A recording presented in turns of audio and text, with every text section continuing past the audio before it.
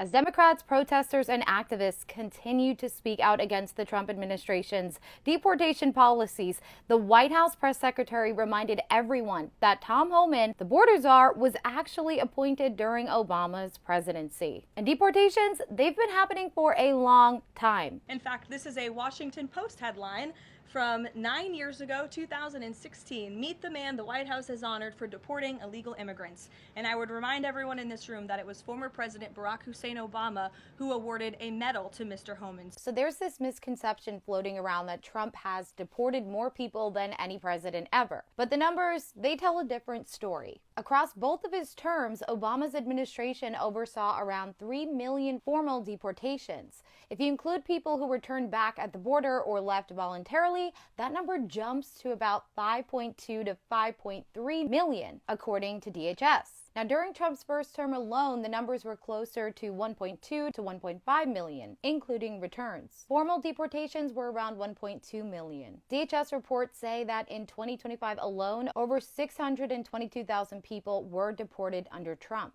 And here's a clip that's been resurfacing on X with millions of views where Obama lays down the laws back in 2010. Ultimately, our nation, like all nations, has the right and obligation to control its borders and set laws for residency and citizenship.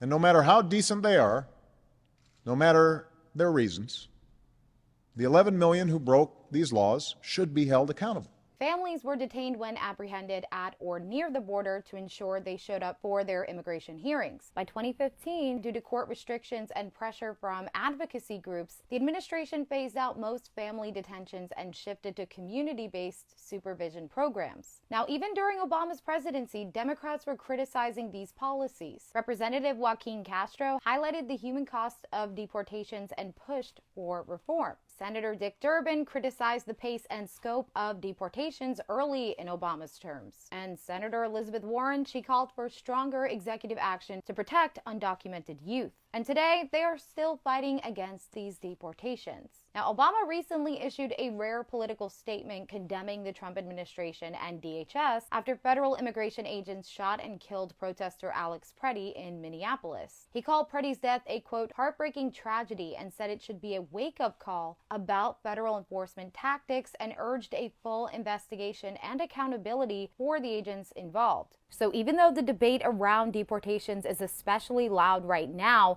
the Trump administration isn't actually the first president to insist that people in the country illegally be forced to leave or to use Homan to make it happen.